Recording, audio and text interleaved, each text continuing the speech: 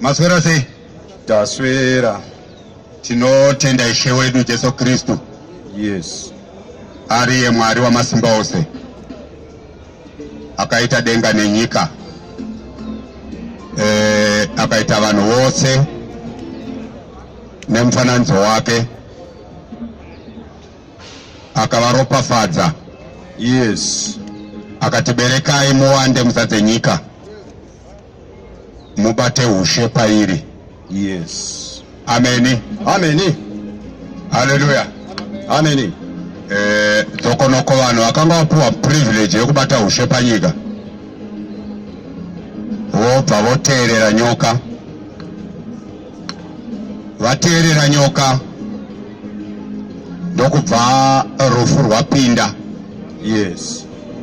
Nechivi chokusateerera ndokubva rufu rwasvika kuvanhu vose nokuti vose vakatadza. Haleluya. Ndokubva irwo rufu rwachibata ushe kubva kuna Adamu kusvika kuna Mozisi. Kunyangwe nepakatiwo pevasina kutadza nekudarika kwa Adamu, wakanga ari mufananidzo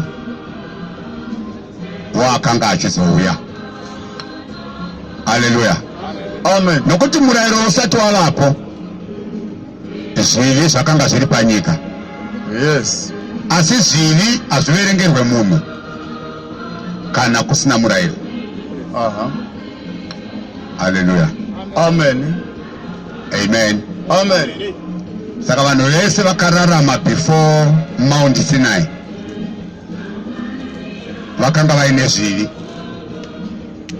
asi zvivi zvanga singaverengerwi ivo nokuti kwanga kusina murayiro wokuti usaba. Yes. Kwanga kusina murayiro wokuti usauraya. Kwanga kusina murayiro wokuti usaita upombwe. Kwanga kusina murayiro wokuti usachiva. Amen. Amen. Saka murayiro iwoyu haugoni kutonga vanhu ivava nokuti vakararama usati wapo. Amen. Amen. Saka shoko richiti vakatadza vasina murayiro vachatongwa vasina murayiro. Vakatadza vaine murayiro vachatongwa nemurayiro. Amen. Amen. Haleluya. Yes. Saka haugoni kuudza Noa nyaya yekuchengeta sabata, kana nyaya yekukudza baba namai, kana nyaya yekuti usaba. Haishande kuna Noa, inoshanda kubva pana Moses paMount Sinai ichiuya kuno. Amen. Yobva yagumira futi panouya Jesu. Yes. Ndopanoperera kusaita upombwe ipapa. Haleluya. Yes. Nokuti Kristu ndiye mugumo womurayiro, kuti ani nani anotenda aruramiswe. Saka zvaakureva kuti pavanhu vari kunamata Mwari nguva ino yatiri, hakusina munhu acharuramiswa nemurayiro. Vanhu vaakururamiswa nekutenda. Amen. Yes. Zuro Ishe vachitibatsira takanga tichitaura imwe nyaya inorema kutaura. Amen. Yeah. Nekuti Pauro anoti tine mamwe mashoko atingataura kudai anorema kududzira. Zviriko zvakatonyorwa. Saka nyaya taitaura nezuro inorema. Kurema kwayo kwakanyanya kumira pakuti taitaura pamusoro pemasangano ari muno muZimbabwe anozikanwa akazara vanhu vari kuti tiri kunamata Mwari. Yes. Haleluya. Amen. Vachitoprofita.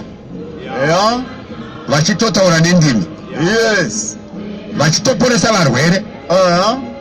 Vachiburitsa madhimoni. Yes. Asi ivo vari kunze kweshoko raMwari. Amen. Haleluya. Amen. Saka zvinoreva kuti usazonyanye kutorwa mwoyo kana pfungwa stereki, nekuti paita munhu waMwari aburitsa dhimoni, kana kuti paita munhu waMwari asimudza munhu muwheelchair anga achitofamba newheelchair. Usazonyanye kutorwa mwoyo stereki naizvozvo, nekuti hazvisi izvo zvinoponesa vanhu. Amen. Yes. Zvinoporesa vanhu asi hazviponesi. Haleluya. Amen. Ndo pakaoma shoko raMwari baba, pakuti pane mawedzi anotaurwa achifananidzwa kudai asi iwo asina kufanana. Mushoko raMwari akatonyorwa. Mushoko raMwari mune shoko rokuti kuponeswa, kwaya shoko rokuti kuporeswa. Mashoko aya akasiyana, anoreva zvakasiyana. Yes. Saka isi takatodzidza kuti vanhu akadzoka kuchipatara akapona. Kune chipatara chinoponesa munhu Kwete. Haleluya. Yes. Hakuna chipatara chinoponesa munhu, asi kune chipatara chinoporesa kurapa. Zvokutoti chipatara pache zvacho hachiporesi futi, ukaenda kwachiri vanokuudza kuti havaporesi. Amen. Amen. Vanokuudza kuti hatiporesi vanhu, hospital haiporesi. Vanototi vakakuadhimita vakakuisa pamubhedha kudai, vanoisa kachikwangwani kakanyorwa kuti we treat but God heals. Heals. Kuda kuti isinorapa, Mwari ndiye anoporesa. Sure. Chakanyorwa muchipatara kana wakambopuwa mubhedha. Amen. Amen. Saka treatment pakudzidza kwepanyika ina ndakuzoenda kuchikoro zvakanyanya. Ndagumira form 4 dzana 1986 there. Ndopa ndakanyora O level. Asi yanga iri nani pane eziniseki. Ngozi yedu yanga iri Cambridge. All right. Hakuna examination paper yailika. Yeah. Yekuti onzi paper rakaonerwa. Machina yakadaro chii chiri kuitwa. Yeah. Hallelujah. Amen. Saka ndichidzidza izvozvo ndakadzidza kuti treatment is the administration of a proper medicine to a patient who is sick or ill with a disease that requires this type of medicine. Then on the treatment.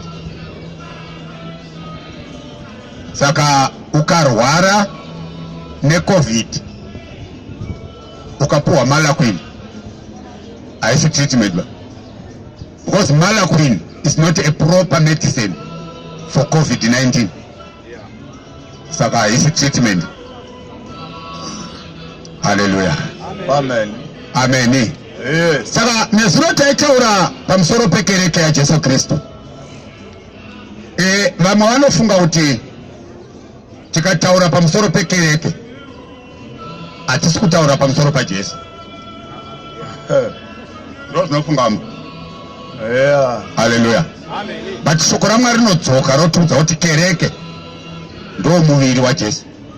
Yes. Jesu ndiye musoro wechechi. Yes.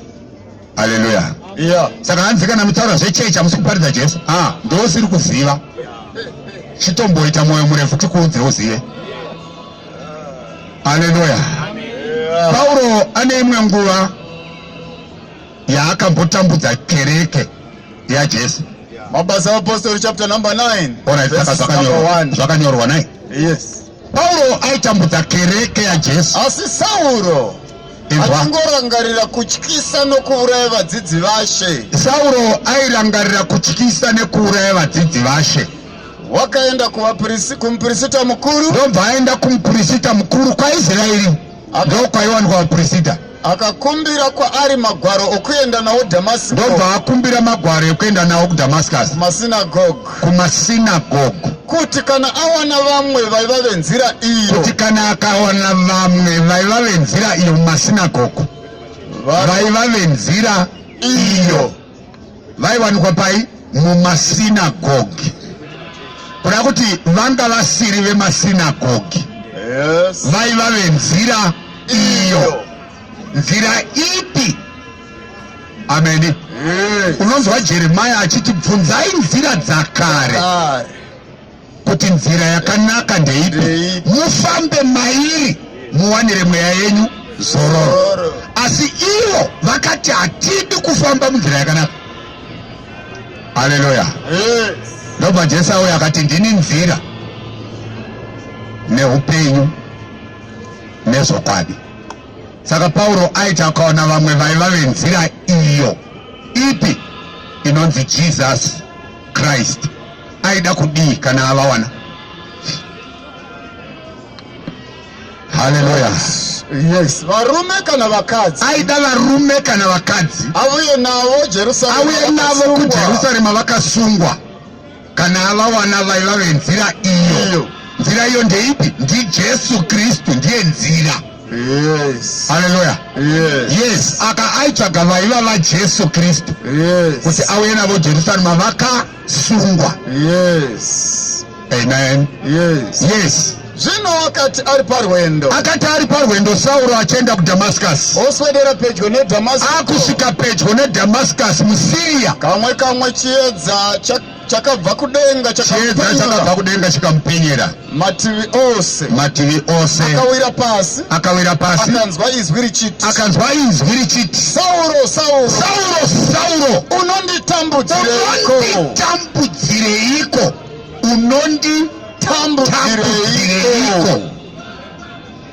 Why do you persecute me?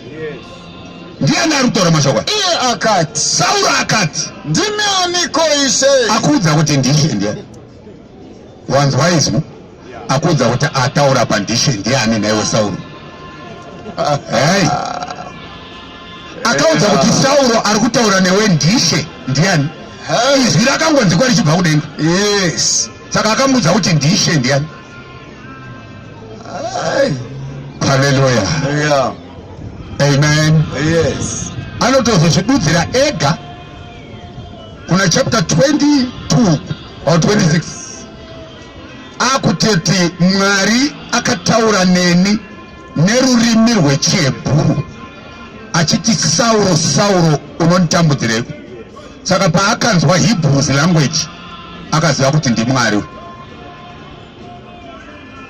Amen. Why aziva kuti ndiMwari? Nokuti Jesu akanga ati makwai angu ndinaaziva. Yes. Iwo anonzwa izwi rangu. Saka pakataura Kristu Paulo gwai rakanzwa kuti yes. Yeah. This is my Lord. Yes. Hallelujah. Amen. Amen. Yes. This is my Lord. My Lord. Zvakanzi ndimani kweIshe. Iye akati. Ndini Jesu waunotambudza. Izwa, Jesu anga aroverwa pamuchinjikwa. Yes. Afa. Ndokutorwa naNicodemus naJoseph waArimatea. Ndokunomuviga. Ndokuita 3 days and 3 nights. Ndokumuka. Ndokuonekwa naAna Maria. Amuka. Ndobva azoonekwa nevadzidzi. Amuka. Ndokupedza kuita izvozvo 50 days. Ndobva akwira kudenga. Akwira kudenga manje. Ndobva akubvunza Paulo kuti unonditambudzirei? Ndini Jesu wauri kutambudza. Iye ari kudenga asi ari kuti urikutambudza inini. Paulo aitambudza ani? Venzira iyo.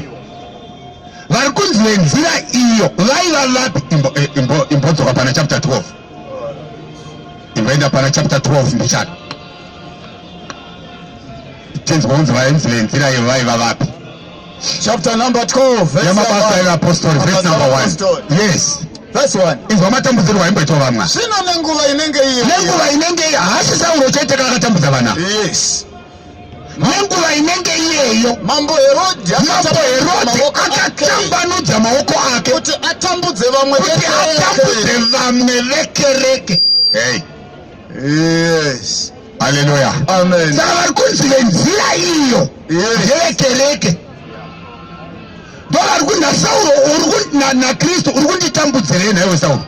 Saka ukatambudza vechechi watambudza Jesu. Saka iye Pauro wacho kuna vaFilipi wakazodudza. vaFilipi chapter 3 from verse 7. Pane mashoko akawanda akataurwa. From verse 5. Yes. Unoti ndakadzingiswa nomusoro rusere. Ndakadzingiswa nemusoro rusere. Ndiri worudzi rwavaIsraeri. Ndiri worudzi rwavaIsraeri. Veimba yaBhenjamini. Veimba yaBhenjamini. Muhebheru wavaHebheru. Muhebheru wavaHebheru. Pamurayiro ndiri muFarisi. Pamurayiro ndiri muFarisi. Pakushingaira kwangu. Pakushingaira kwake kwaaita ari kushingairira Mwari. Aitambudza kereke. Aitambudza kereke yaMwari. Ndiri kunzi venzira iyo. Ndiri kunzi venzira iyo.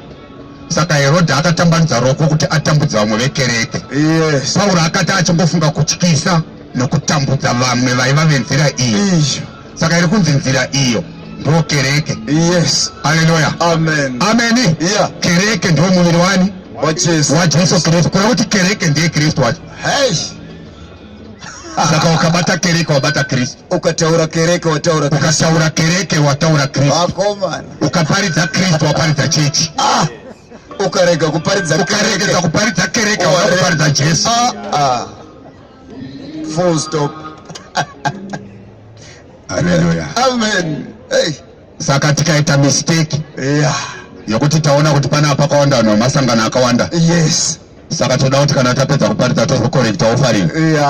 Tikavataurira zvinovafadza vanozotipa mari. Kuva chechi haina basa. Asabasa kuti uri kupi? Tatoti Kristu haana basa. Watoti Jesu haana basa. Kungoti chechi haina basa chete. Watoti Jesu haana basa. Saka you Antichrist. Saka kana wakuzoparidza uchiti Jesu wa Antichrist. Yes. Auparidze chinhu isina basa. Wamunyengeri. Kungoti chechi haina basa wati Jesu haana basa. Iye ari kutoti chechi yatambudzwa kuti Pauro wanditambudzirei. Zvini Jesu ari kutambudza indoparidza ndoti chechi haina basa. Haina basa kuti uri kupi? Mwari haadhire nevanhu vari kupi? Anodhira nevanhu vari muchechi. Amen. Hey. Haleluya. Amen. Saka nezuro shoko raMwari raitiudza kuti chechi yacho yaMwari yacho inongori 1. Yes. Ndobva tabvunza kuti tizive toziva sei? Ndobva chekutanga tanzi munoziva nepayakatangira. Naakaitanga founder wacho. Ndobva taunzwa Pauro achitifundzai kereke yaMwari yaakatenga neropa rake. Amen. Amen. Kuda kuti Mwari ndiye akatanga chechi. Ndiye founder wayo. Akaita yekutotenga neropa. Saka kana chinhu chatangwa hachitangwizve asi kuchinamba chichingowedzera chichikura vanhu vachichijoina vachienda hachitangwi. Rekaimbo kutaura zvimwe zvinhu zvandiri kuedza kutaura zvaunonzwisa nekuti ndikataura izvo unokasika kuzvibata. Haleluya. Amen.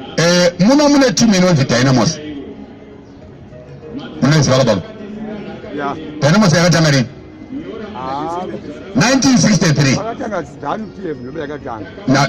Gore ratanga ZANU-PF ndogore ratanga Dynamos. Saka Dynamos neZANU-PF matwins. Saka vanosapota Dynamos vanosapota ZANU. Amen. Haleluya. Amen. Iyo Dynamos iye kunyange dai nhasi munhu akaita mari haatange Dynamos. Hazvibviri. Munhu nyakuda akandine mari da kutanga timu yangu yebhora haachatanga Dynamos nekuti yakatangwa 1963. Zvino kana zvakadaro kuDynamos chechi yakatangwa AD 32 yozotangwa naMwazha 1932. Iyoyo yakatangwa AD 32 yo. Baba vedu vaMwazha vozoitangawo 1932 kana kuti 1934 zvinoita.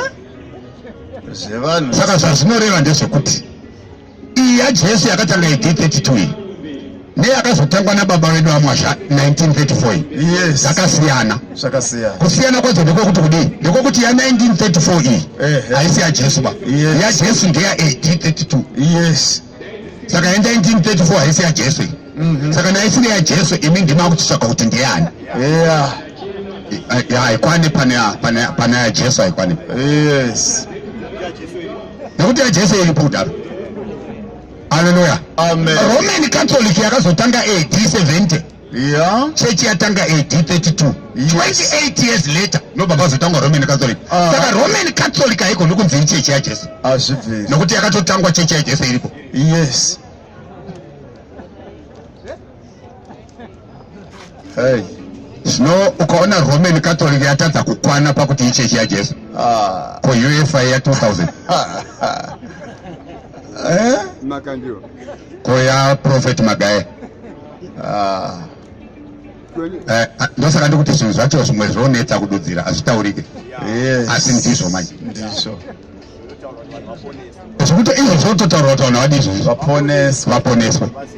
Shoko raMwari rakatudza pachena kuti Mwari ane chechi 1. Imwe chete. Chechi 1 yachona ine tariro 1. Yes. Yoita mweya 1. Yoita rubhabhatidzo 1. Yoita kutenda 1. Yoita Ishe 1. Yoita Mwari 1. Saka kune imwe nana Mwari vatatu. Haizi yaJesu. yaJesu ina Mwari 1.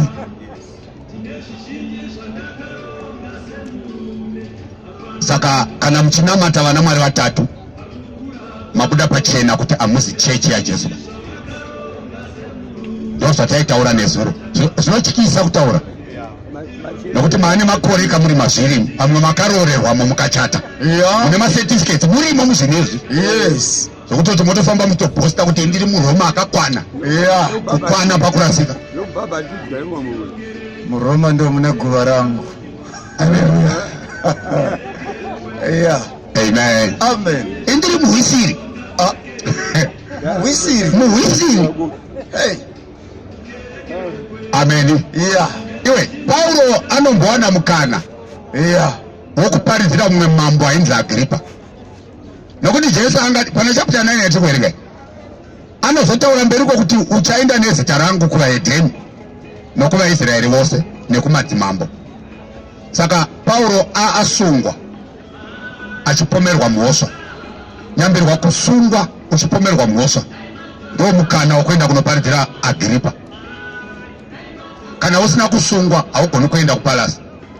Kune security hakupindike. Asi ukabatwa nevakomana vesecurity ndokuti vakuendese kuState House. Ndokuti hamunaka kwawanzwe. Yes. Kana tiri panapa hamunaka kwavazvinzwe. Zvinzwe. Asi kana vakomana vari panapa tikataura shoko voti matauriro amaita haita. Vototibata. Hande munozvidairira. Yeah. Haleluya. Yes. Tosvikopinzwa ende musiwo ndopinda muState House zvakanaka. Masoja aya akamira akarova attention kudai achimbisaruta. Achipinda muState House kudai. Mosvika kuti uyu tamubata. Tauya naye. Haleluya. Amen. Pakubvunzwa kuti uri kuti kudii naiwe murume, ndo panotangira nyaya yekuponeswa kana kuparadzwa kwamunanga kwaipapo. Yes. Amen. Amen. Haleluya. Amen. Ndo painotangira yekuponeswa kwavo kana kuparadzwa kwavo ipapo. Yes. Ende ndichibuda imomo munobuda makonfirma kuti ava vari kuenda kugena kana kuti vari kuenda kunaka. Yes. Ndobuda kuenda kudai. Yeah. Haleluya. Amen. Ya, ndo zvakaita evhangeri. Saka Paulo abatwa aenda kuna Agripa. Yes. Inzwa ataura mashoko akabvunzwa naAgripa. Verse 24. Yes. Acts of Apostles chapter number 26. Akasungwa Paulo ari kuzvidairira, ari kuzvidefenda. Zvidavirira saizvozvo. Akati zvidavirira saizvozvo. Festus. Akati nezwi guru. Akati nezwi guru. Paulo unopenga. Kudzidza kwako kukuru kunokupengesa. Uyu ndiFestus. Ai. Haleluya. Uyu ndiFestus akati Paulo unopenga. Agripa ane zvaakaita ufuta. Yeah. Haleluya. Yes. Ha?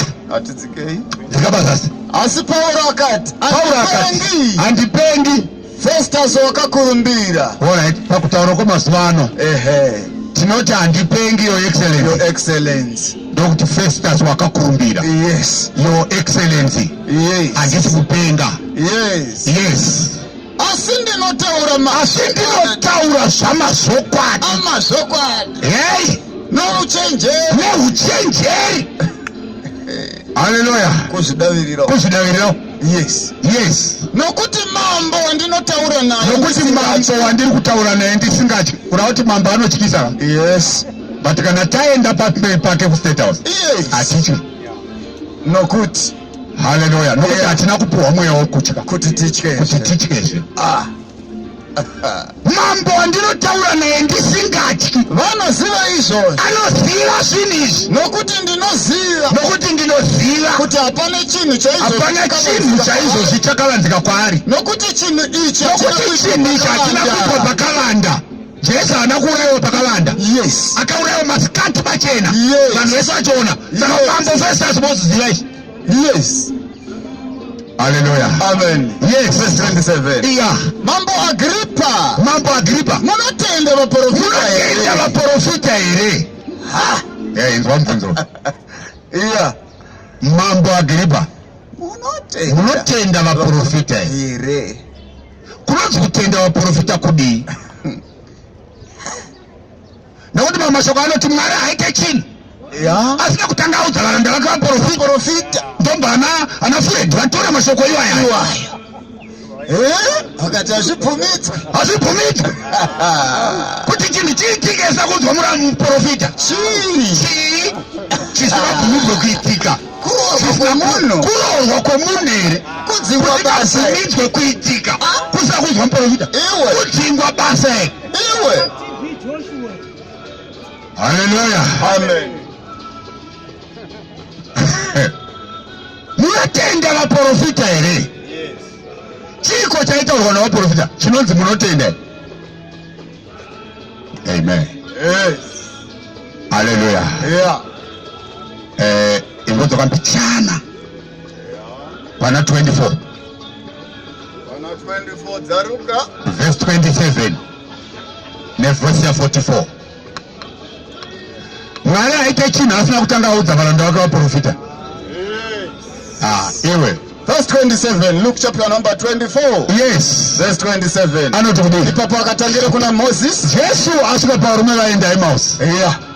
Avanzi vachitaura nyaya dzavo nobva vabvunza kuti inyaya iyi. Yes. Chikanzi wendiwani we? Ndomuenza wakabvepi? Singazive zvakaitika muJerusarema mamari muziva. Yeah. Haleluya. Amen. Ndobva atanga kuna Moses. Nevaprofita vose. Akavadudzira zvakanyorwa pamusoro pake mumagwaro ose. Yes. Verse 44. Verse 44. Yes. Akati kwavari. Ndiwo mashoko aya ndiwo mashoko angu. Ndakakuudzai ndichiri nemi. Kuti zvose zvakanyorwa pamusoro pamurayiro waMozisi. Navaprofita. Namapisarema. Zvinofanira kuitika. Saka mambo Agripa munotenda vaprofita. Yes. Munotenda zvakarehwa navaprofita. Vaprofita vaitaura nezvani? NezvaKristu. Saka akabvunza kuti munotenda vaprofita here? Ari kubvunza kuti munotenda kuna Kristu here airehwa navaprofita. Sokuti Agripa akangondotenda vaprofita chete. Avati right. Saka vaprofita vaitaura zvandikutaura. Saka mandisungirei. Kana muchitenda vaprofita vaitaura wandiriparidzawo. Saka mandisungirei. Munotenda vaprofita here mambo Agripa? Mubvunzo ukaudaya kuti hongu unosungirira. Wazvisungirira. Haleluya. Yes. Ndinozviziva kuti munotenda vaprofita. Musati mapindura. Ndozviziva. Mungade kuita mano pamberi pavanhu pana. But ndozviziva. Amen. Yes. Verse 28. Yeah. Agripa akati kuna Paulo. Unenge unoda kundiita muKristu nenguva duku here? Naye Paulo. Unoda kundiita muKristu nenguva diki yaumira pamberi pangu here? Paulo akati here munhu haitwe muKristu? Paulo akati ndinonyengetera kuna Mwari. Ndinotoita zvokutonyengetera kuna Mwari. Kuti nenguva diki. Kana nenguva huru. Uye kusava imi moga. Kurege kuva imi mambo Agripa mega munoitwa muKristu. Asi vose vari kundinzwa nhasi. Ngavaitwe seni ndiri muKristu. Asi vasina zvisungo izvi. Asi vanenge vakasununguka havaendi akasungwa nekuti ndiri musungwa. Yes. Except for these chains. Amen. Haleluya. Yeah. Saka Paulo akabvuma kuti kana munhu akaparidzirwa akatenda anoitwa mukristu. Yes. Mumwe mupostori woyo oti handisi mukristu. Asi oti ndiri mupostori waJesu. Jesu upi? Moti ndakatenda saka ndava muwisiri. Moti ndakatenda saka ndiri muwisiri. Iro shoko riri kuti munhu anotenda wava mukristu. Amwe munhu otenda woita muroma. Mumwe ndiye akatenda ndobva aita mupostori wongotsvuku. Akomana.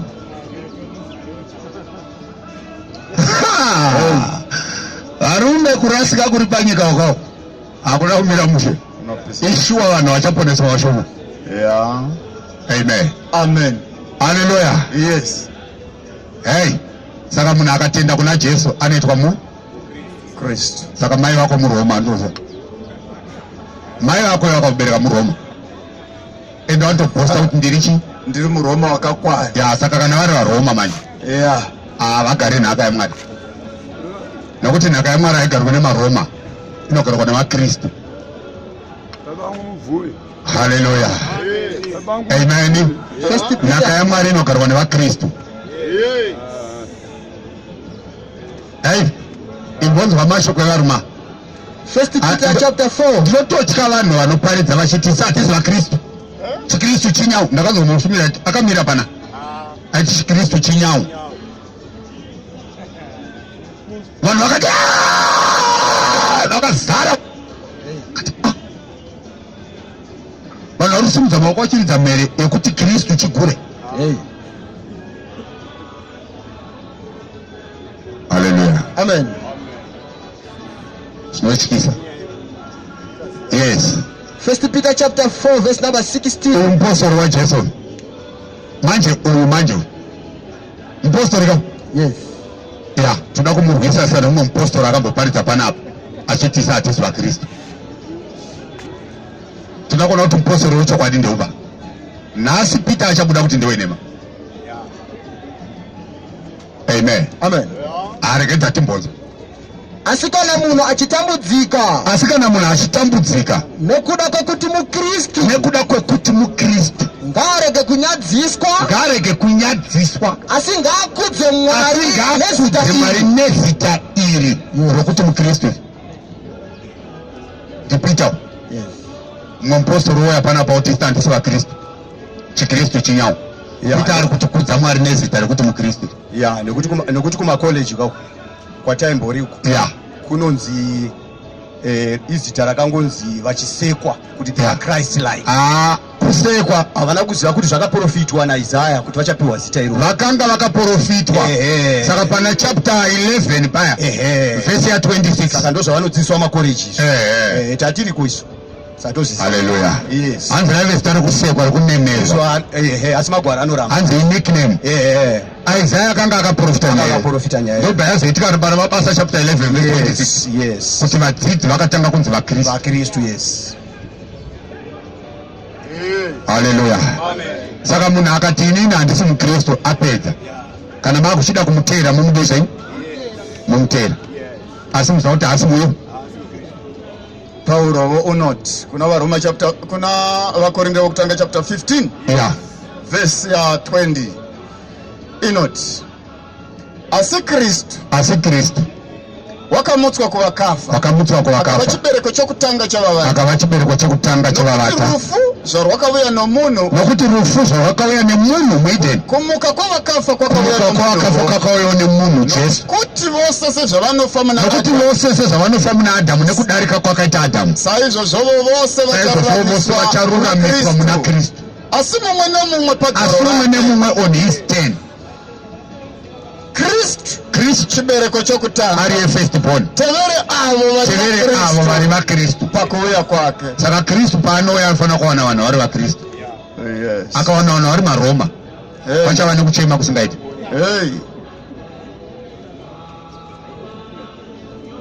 Amen. Amen. Akawana vanhu vari mapostori vachava nekuchema kusingaiti.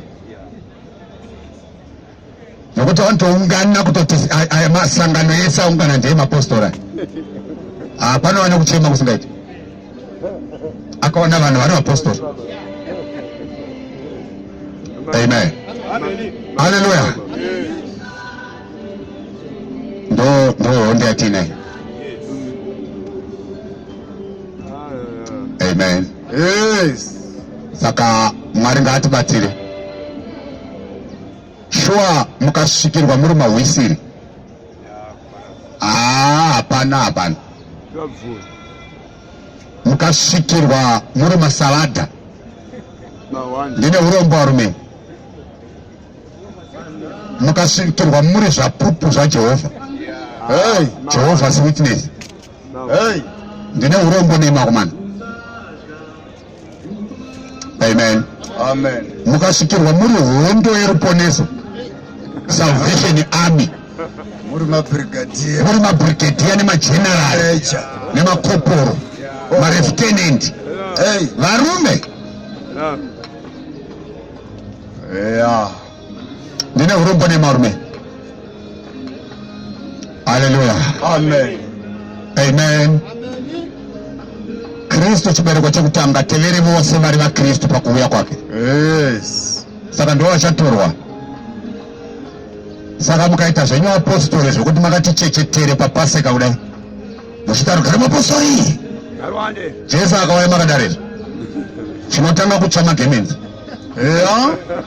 Netsvimbo dzobatirawo moto. Yeah. Hallelujah. Yes. Panoita kuchema kusingaperi. Nawe Paulo unoda kudiita muKristu nenguva diki here? Paulo akati kwete nenguva diki kana ombe. Yeah. Uye murege kuva imimi mega. Yes. Asi nevose vari kundinzwa. Vanondinzwa. Kuti muitwe seni. Yes. Asi takasiyana pakuti ndine cheni munenge musina. Yes. Hallelujah. Amen.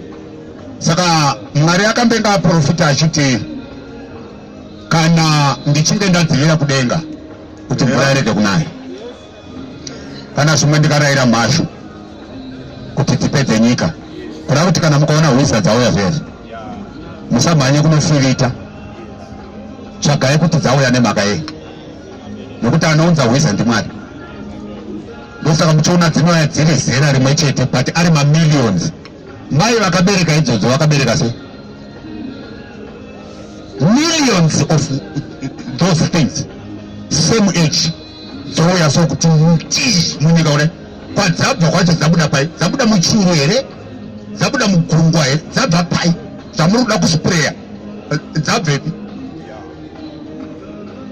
Haleluya. Mwari anti ndindourayira mhashu kuti dziwe. Saka na mhashu dzauya endai kuna Mwari.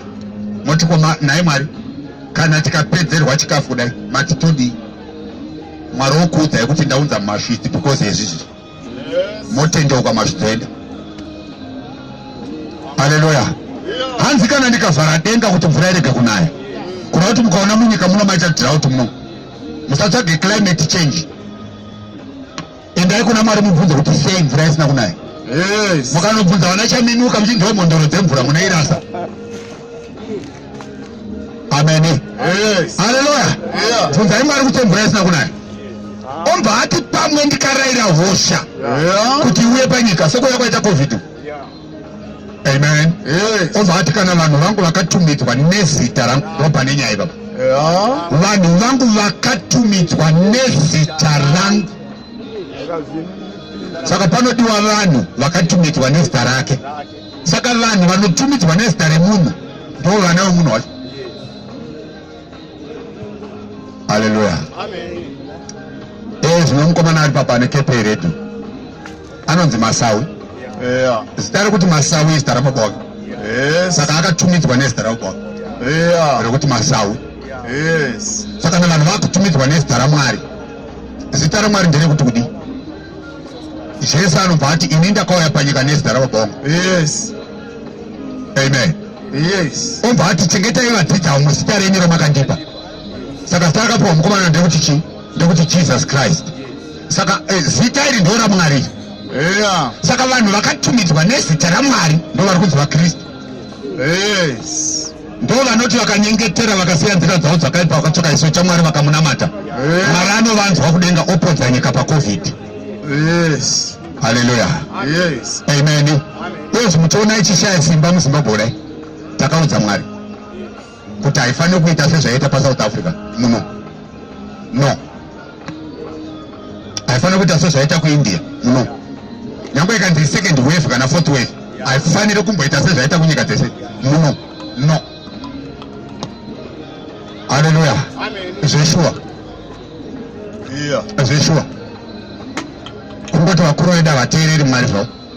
Vari kufunga chakamisa COVID imamasika tumachira twebhuruu. Haimiswe nemaski COVID. Zvitombo rinangana zvinoshanda. Hallelujah. India ndiyo inogadzira mushonga. Inotora nemavhakisini ari kupa dzimwe nyika. But third wave apa yakarohwa zvisingaite. Iyo yaJuly yapfuura. PaDelta pakafa munhu kuIndia. Kunogadzirwa mushonga. Vainayo Covax yacho kuIndia. Vachitopa inini kudzidzirire ivo vachipera. Imwe tatozvidzivirira neCovax yakabva kuIndia. Kuindia kuchifuwa mvizho. Hallelujah. Isu tikati onai nyika kusaziva. Asi varegerere nokuti havazivi. Hallelujah.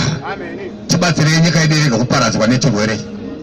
Nokuti mukachiregedza chichibata semabatiro achaita kunyika idzi. Onai zvipatara zvedu zvakaita matongo. Munotamba makonzo nezviremwa remwa. Hamuna kana mushonga. Saka tinoendepi? Hallelujah. Mwari ndokudzwa izvozvo. Ndobva abata COVID kudai. Vana mai mutsvangwana nani vakuzvikudza kuti isi takagona kuronga. Amen. Hallelujah. Amen. Hazvisi izvo. Hazvisi. Kune vanhu vakanyengetera kuna Mwari.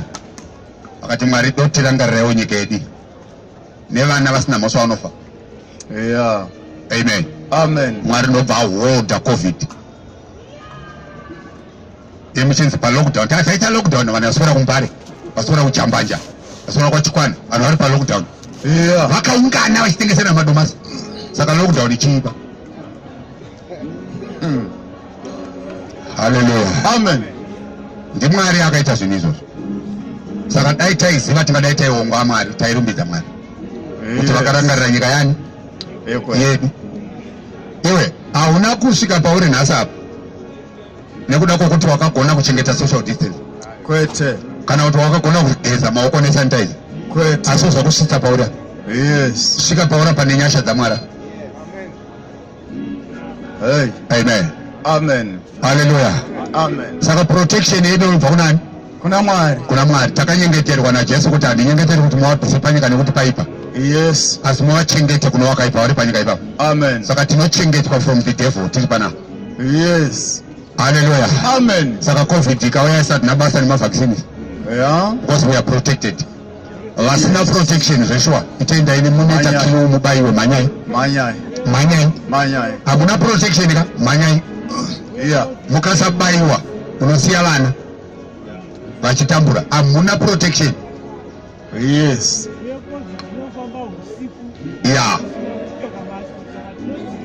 Hallelujah. Amen. Amen. Ndinowanzokwira mabhazi ekuenda kuGazepa ezvimari mwezi uno ndakabvako. Ndikushaya kuti government iyi iri kuti kudii handitonzwisisi. Vakati hakuna bhazi risina kunyorwa kuti Zupco rinotakura vanhu. Kuna mabhazi anoenda kuGazepa anoti vana Boundary nemamwe. Ukakwira pana Fotap bhazi reGazepa hasi kutaura zvokuti imboenda unokwira bhazi kana kunotarisa wakamira akonzi vati Gazepo vachiloda bhazi. Vanozosumuka munhu wokupedzisira amira pasitepi yedhoo kudai.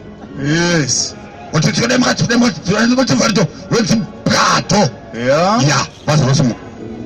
Makaita kutsindira namupaseji yebhazi kudai makamira.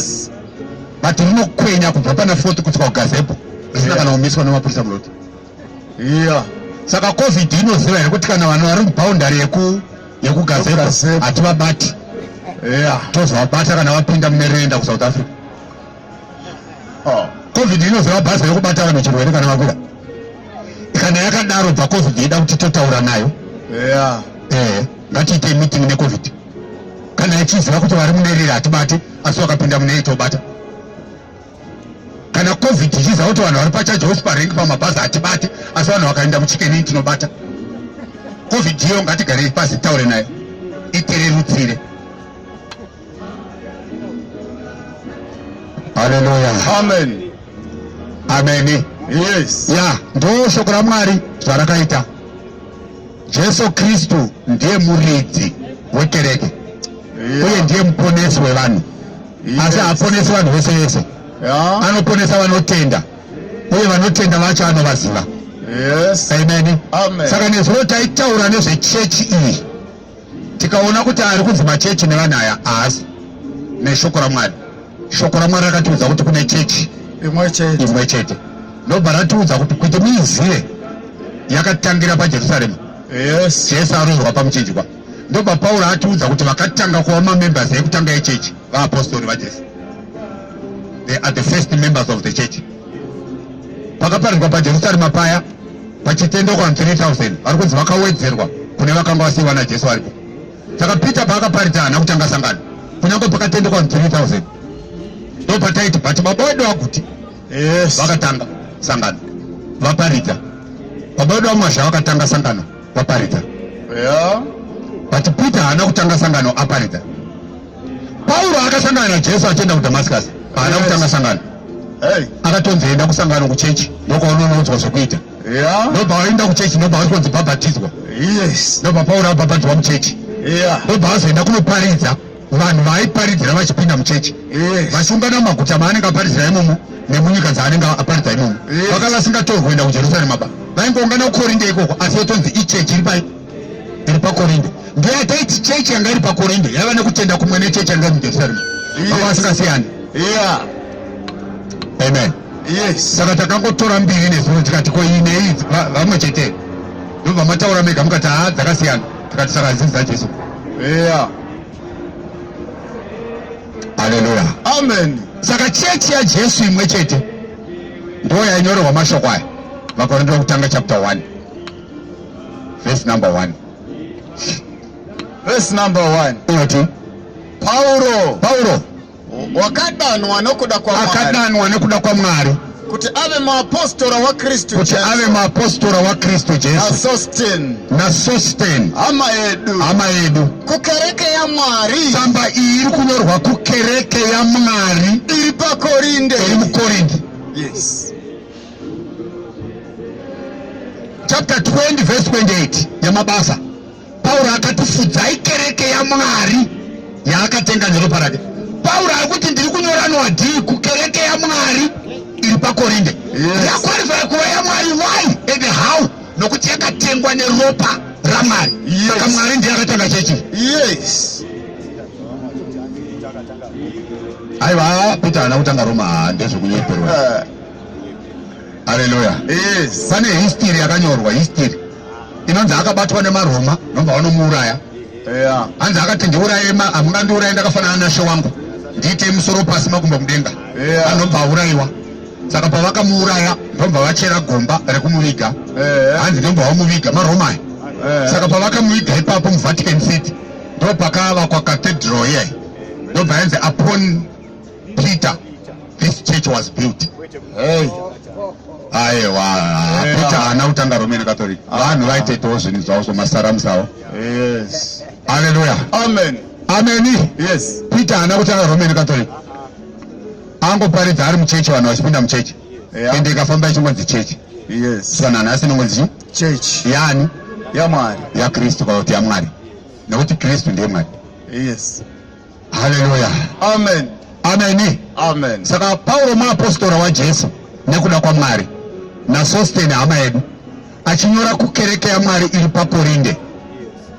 Amen. Yes. Saka mashoko akanyorwa kereke ya Mwari iri paKorinde ndo mashoko akanyorwa kereke yaizova muZimbabwe. Let iwaya. Yes. Saka tinotora mashoko akanyorwa chechi iri paKorinde ndo anoshanda kwatiri kunoko. Nokuti hatisina rimwe bhuku richanyorwa kunzi kereke iri muZimbabwe. Yes. Hatisina. Hallelujah. Yes. Kukereke ya Mwari pakorinde. Kukereke ya Mwari pakorinde. Kuna wakaitwa vatsvene. Kereke ya Mwari ndo vari kunzi vakaitwa vatsvene muna Kristu Jesu. Vakadanwa kuti vave vatsvene. Ivo vakaitwa vatsvene ndo vakadanwa kuti vave vatsvene. Pamwechete navo. Pamwechete nevose vanozotenda. Vanozodana pose pose. Zita raJesu Kristu. Kuda kuti kune Zimbabwe is covered. Yes. Saka tiri kuridana kuti tiri pai? Tiri muZimbabwe. Takanyorwa pamashoko aya. Tiripo. Amen. Yeah. Makorosi chapter 1, chapter 2. Vanhu vachindonyorera vose vari paRaodhisia. Nevari paKorose. Nevose vasina kumboona chiso changu panyama. Kuda kuti we are covered. Yes. Saka vanhu vakanzwa shoko raMwari rakutaura kuti vakadzi havatenzi kudzidzisa muchechi. Yes. Vafundisi vakatanga machechi avo vakagadza vakadzi vaita mapasta. Muwanzo zvainyorwa vaKorinde izvi. Saka imune zvenyu zvakadzi maZimbabwe tipeka. Chapter 2 verse 1. Nokuti ndinoda kuti muzive. Ndoda kuti muzive. Kukuru kwandiri. Kukuru kwandiri pamusoro penyu. Varikuzi pamusoro penyu ichechi yanga iri paKorose. Nevari paRaodhisia. Neichechi yanga iri paRaodhisia. Nevose. Vasina kumboona chiso changu panyama. Tisu. Isusu. Tisina kuona po panyama. Saka takanyorwa. Tirimo. Kona kuzoti ndisho. Haleluya. Ande zvakorinde. Akorinde pangapaita ukadzi vaine nha. Aiwa. Ishoko rechechi. Arisi rezayo jaba. Amen. Yes. Haleluya. Amen. Andi mazwa kuti ichechi ndo zvandaverengera chapter 1 yavaKorinde. Nyaya ndiri kureera pana chapter 12 verse number 1. Nekuti naida kuti tiburitse kuti mashoko anyorwa chiyani? Chechi yaMwari.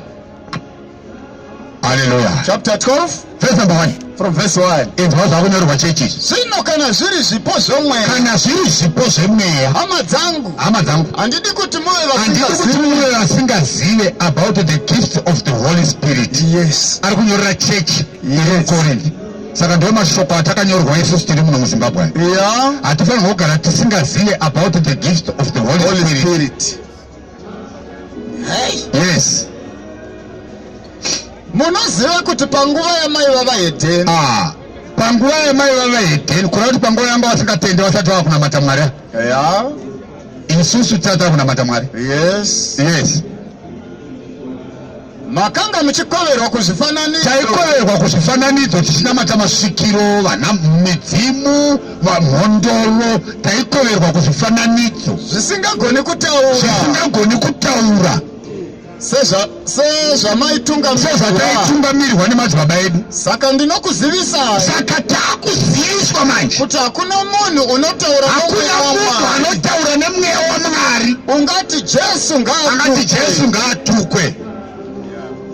Muye hakuna munhu ungati. Hakuna wofuti munhu ungati. Jesu ndiye Ishe. Jesu ndiye Mwari. Asina mweya mutsvene. Azviti. Saka vese vasina mweya mutsvene vanoti Jesu mwana. Haasi Mwari. Hakuna munhu anoti Jesu ndiye Ishe asina mweya mutsvene. Hakuna munhu anoti Jesu ndiye Mwari asina mweya mutsvene. Saka ukaona munhu achiti Jesu haasi Mwari mwana, haana mweya mutsvene. Ndiani? NdiMwari. Kuda kuti munhu haana Mwari. Saka Mwari ndiye anozviti Mwari ari mauriwe. Hallelujah. Yes. Right. Verse 4. Yeah. Zvino marudzi mazhinji ezvipo aripo. Arimo muchechi. Yes. Asi mweya ndomumwe. But mweya wakapa marudzi mazhinji ezvipo i1. Kureva kuti Mwari ndiye mumwe nekuti Mwari ndiye mweya. Yes. Mwari ndiye mumwe akapa marudzi mazhinji ezvipo i1. Yes. Hey. Marudzi mazhinji ekushumira aripo. Uye Ishe mumwe. Asi Ishe anoshumirwa i1. Ndo zvakaita chechi. Yes. Hallelujah. Amen. Yes. Marudzi mazhinji emabasa aripo. Asi Mwari mumwe chete. Saka ari kudzokorora zvepo. Yes. Achikuradza kuti vhangeri yawakaparidzwa kuti kuna ana Mwari vatatu yai. Haisi. Pauro aringotaura kuti Mwari i1. Yes. Saka vhangeri yekuti kuna namwari vatatu kunyange yakataurwa nechirungu ichi chaiswa wedhi rekuti Holy Trinity. Yes. Azvisizva Mwari. Amen. Usabhaizwe nekuti Holy. Hey. Hallelujah. Chinhu chatinoziva chinotaurwa iri Trinity mushoko raMwari chatakaona chakatanga kumbotaurwa naDhanieri achiti akaona zvikara zvitatu zvichibva mugungwa. Yes. Chekutanga changa chakaita seshumba. Chechipiri chakaita sembada. Yes. Chechitatu chakaita sebere. Yes. Sobva azoti pakazoita chimwe chechi4 chandisina kuziva. Yes. Icho chana kutaura nezvacho. Asi akangoti chaive nemazina esimbi. Handi chanda kuchiziva. Haleluya. Amen. Daniel apedza kutaura izvozvo. John zvakazarwa nobva azotaura ndakaona chikara chichibva mugungwa unachabuda futi mvura asi chacha1 manje chiri 1 but chine muromo weshumba, muviri wembada nemakumbo ebere. Daniel akaona shumba iri yega, mbada iri yega, bere riri yega. Apa zvabatana zvafoma chikara 1 from zvikara zvitatu which means 3 beasts making 1 beast. Yes. Those 3 gods making 1 god. Those are kanyorwa. Ramwari shoko rinoti there is only 1 God. Amen. The creator of the universe. Yes. Saka vana Mwari vatatu vanomba Mwari 1 chikara. Achi. Iwe chikara but chinotonamatwa kuitwa Mwari. Yes. Hallelujah. Amen. Amen. Yes. Imboti nje pana chapter 13 unzwa chinonamatwa ivi. Chapter 13 yazvakazaro. Chinonamatwa. Chinotori Mwari. Hallelujah. Saka ndiwo vari kunzi vaMwari vatatu vanomba Mwari umwe chete. Ndiwo vari kunamatwa panyika pana. Ainzwa Jonathan. Verse 1. Yeah. Zvino ndakaona chikara chichikwira. Ndakaona chikara chichikwira chichibva mugungwa. Chine nyanga 10 nemisoro minomwe nemisoro 7. Pamusoro penyanga dzacho. Nepamusoro penyanga panga paine korona dzine 10. Napamusoro pemisoro yacho mazita okumhura Mwari. Hey. Hallelujah. Jesu akati anomhura mwanakomana angadi yake ungaregererwa. Asi unomhura mweya. Yes. Aregererwa muupenyu uno. Kunyangwe nemuupenyu unoya. Amen. Mweya ndiani? Ndimwari. Ichine mazita ekumhura Mwari. Yes. Hallelujah. Yes, is what? Chikara ichi chandakaona ichi changa chakaita sengwe netsoka dzacho sedzebere muromo wacho muromo weshumba shato ikachipa simba rayo. Ndobva shato yachipa simba rayo. Chii chinonzi shato? Imbodzoka apa mbichana pachapter 12 tinobva chinonzi shato. Verse 9 chapter 12. Zvino shato huru yakakandirwa pasi. Iyo nyoka yekare inonzi Diabolos na Satani. Saka chikara chakapiwa simba nei? Neshato. Saka akapa chikara simba ndiani? Diabolos na Satani. Amen. Izvozvikuita Satani ari kuteedzera exactly zvakatiwa naMwari. Amen. Atora chigaro chake cheushe. Yes. Ndobva apa kushato. Yes. Ndobva atora simba rake. Ndobva apa kushato. Yes. Unonzwawo Jesu achiti ndakapiwa simba rose kudenga nepanyika. Hey. Hallelujah. Ane corona ufuti. Yeah. Satani ane corona ufuti. Amen. Jesu 12. Yeah. Satani 10. Hey. Hallelujah. Amen. Yes. Hey. Chapiwa simba neshato. Nechigaro chayo cheushe. Nechigaro cha Satani cheushe. Simba makuru. Chakuchikara. Icho chikara icho chikuwanika bhuku raTesalonika. Ndiye ari kunzi Antikristu. Ndiye akapiwa simba naSatani. Antikristu ndiani? Mwanakomana wokurashika. Saka tine vanakomana vaviri. Kune mwanakomana waMwari akapiwa simba naMwari nechigaro cheushe naMwari. Tine mwanakomana wokurashika akapiwa simba neshato nechigaro cheushe nesato. Saka ese madzimambo. Yes.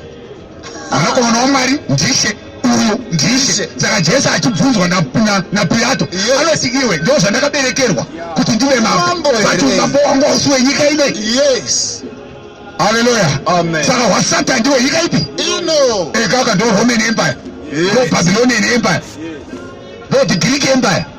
Umambo wanu wasatani wapanyika pana.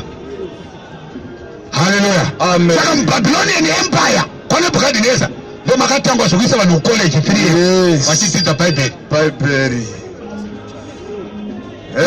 Izvo manje apo manja. Haleluya. Amen. Saka tikaima Bible school yakatanga kuti Babylon kumambo wani Diabolos. Saka nanhasi maBible college ariko umambo waniwo wasatani. Hey. Haleluya. Amen. Amen. Yes. Jesu achitaura zvomambo wake achitaura kwavari. Anoti kana mweya mutsvene auya ndiye achakudzidzisai zvese nokukurondedzai zvose vandakareva kwamuri. Kuda kuti ava Mwari vanodzidziswa namweya mutsvene, venyika vanodzidziswa nekoreji. Maprofesa arikoko. Haleluya. Amen. Yes, hanzi naJohn. Verse 3. Mumwe musoro wacho wakanga wakaita so wakakuvadzwa. Mumwe musoro wacho wakanga wakaita so wakakuvadzwa. Asi vanga raifanira kuuraya. Rakanga rapora. Anga rapora. Nyika yose ikashamiswa. Ikatevera chikara. Nyika yose. Musoro wanga wakakuvadzwa. Changa chakakuvadzwa nei? Haleluya. Amen. Zvakanyorwa waniwo. Zviripo apa pazasa. Changa chine vanga remunondo. Changa chakuvadzwa. Alright, tichasvika ipapo toda kutoka kwa verse 8. Saka tingona chakuwara chikara ichi. Chakuwara papi. Zvonzi chakakuvadzwa nemunondo. Yes. Andika. Amen. Chakakuvadzwa kupi? Ndakanzwa vamwe vachiparidza vachiti chikara chakakuvadzwa hanzi ndipopo wechingani akambopfurwa musoro achibva azopora, ndo chikara chaitaurwa. Zvakanzi chaiva nevanga remunondo, uyo akapfurwa nepfuti. Pfuta hauzi munondo. Amen. Saka ukaverenga muna zvakazvarwa chapter 12 zvinonzi Satani andika kana kuti nyoka yakarwa ine vatumwa vayo ichirwa naMikaeri. Mikaeri ana vatumwa vake